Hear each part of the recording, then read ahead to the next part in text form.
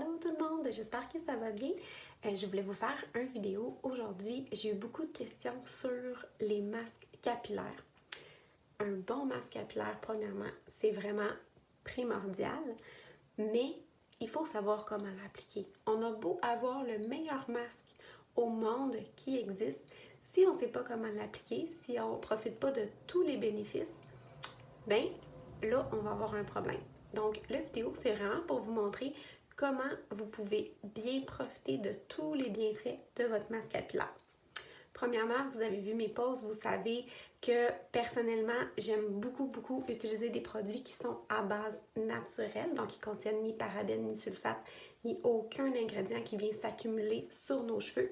Donc, le but étant que les cheveux deviennent le plus purs possible, un peu comme un cheveu de bébé. Personnellement, la marque que j'aime beaucoup, c'est la marque Monat. Ça, c'est un de mes masques préférés, c'est le Replenish. C'est un masque qui est super protéiné. Donc, mais c'est 100% vegan. Donc, c'est pas à base de protéines d'œufs ou de protéines animales, mais vraiment de protéines végétales. Et c'est conçu par des dermatologues, vraiment, pour qu'il y ait exactement la bonne dose d'huile, la bonne dose de protéines et la bonne dose d'eau pour venir nourrir les cheveux à 100%. Donc, ceci dit, pour bien appliquer votre masque, premièrement, on le met sur cheveux propres. Donc, on fait toujours notre masque sur cheveux propres, à moins que ce soit un masque vraiment que c'est comme un leave-in toute la nuit et après on lave nos cheveux. Mais moi, je suis vraiment plus habituée aux masques capillaires qui sont sur cheveux propres. Donc, premièrement, la première chose à faire, c'est on le met sur cheveux propres, oui, mais sur cheveux humides. Donc, si vos cheveux sont dégoulinants, sont gorgés d'eau, votre masque n'aura pas la même puissance que s'ils sont bien essorés. Donc, première chose à faire, c'est qu'on va vraiment venir essorer les cheveux. Inquiétez-vous pas, il y a un lavabo en dessous de moi.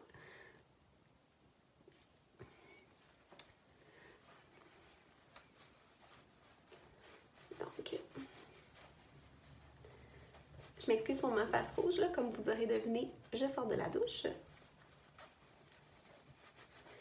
Donc, et on frotte pas les cheveux. Idéalement, quand on les assèche, là, on fait juste les taponner comme je fais. Ça évite de former des nœuds et de créer des cassures parce qu'un cheveu qui est mouillé est beaucoup plus fragile qu'un cheveu qui est sec. Donc, on y va tranquillement. Ensuite, votre masque. Moi, ce que j'aime beaucoup, c'est que je sépare mes cheveux en 4 sections. Donc,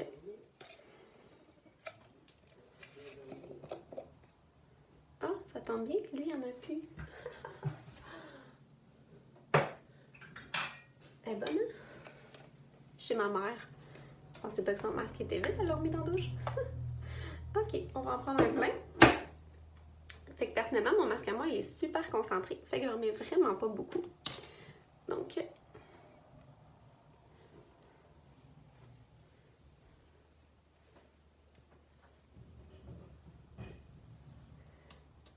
sais, je mets là des petites quantités à peu près comme ça. C'est à peu près l'équivalent d'un 10 sous là, sur chaque section. Donc, je frotte bien, surtout à la pointe. J'en mets pas à la racine. Moi, personnellement, j'ai tendance à avoir les cheveux gras. Puis mes cheveux à la racine sont toujours mieux nourris, étant donné que, justement, j'ai tendance à avoir les cheveux gras. Donc, je vais pas appliquer mon masque à la racine.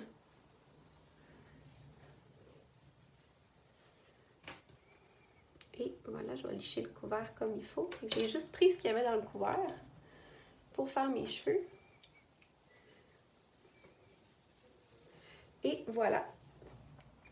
Donc, un coup que c'est fait, que c'est bien appliqué, on vient attacher les cheveux.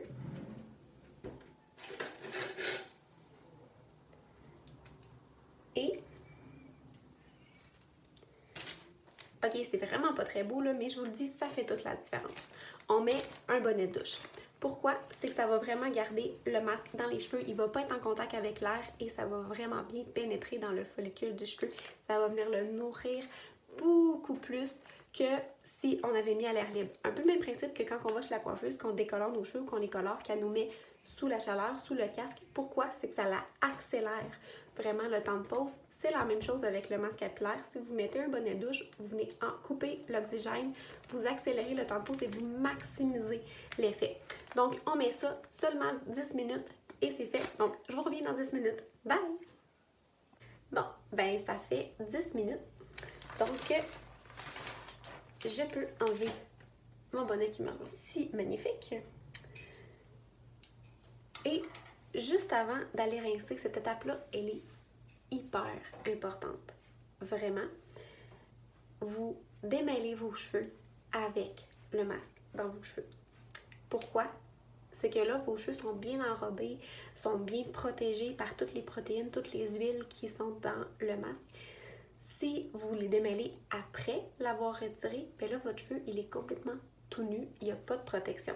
Donc, démêlez vos cheveux avec votre masque. C'est le même principe quand vous n'utilisez pas un masque, mais que vous mettez seulement le revitalisant. Démêlez vos cheveux avec le revitalisant dedans dans la douche. J'ai déjà fait une capsule là-dessus, mais je le répète. Donc, personnellement, j'aime beaucoup utiliser un peigne comme ça à l'argent. Si vous n'en avez pas, honnêtement, regardez, ça coûte entre 5 et 10 $. C'est le meilleur investissement que vous pouvez pas faire pour vos cheveux. Donc, un peigne comme ça s'appelle un peigne de douche. Donc, ça se vend dans les boutiques aux cheveux, même en pharmacie. Donc, un peigne de douche et vous laissez dans la douche. Et vous venez démêler vos cheveux. Comment on démêle nos cheveux? On commence toujours par les pointes. Donc, je commence par mes pointes. Puis regardez comment ça se démêle bien, là.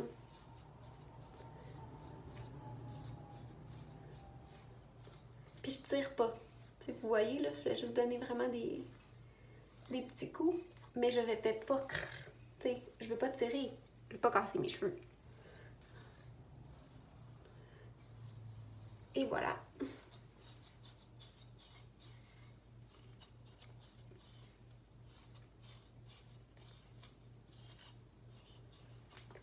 C'est fait.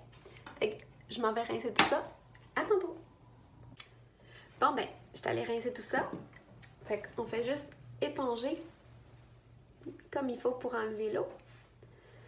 Je frotte pas et je n'enrobe jamais mes cheveux dans la serviette. Personnellement, je trouve que ça les rend beaucoup plus mêlants, beaucoup plus difficiles à arranger. Donc, je préfère vraiment juste absorber l'eau, un peu comme quand on va chez la coiffeuse. Et non, ce n'est pas fini. Un coup que j'ai rincé mon masque, ce n'est pas fini. Pourquoi?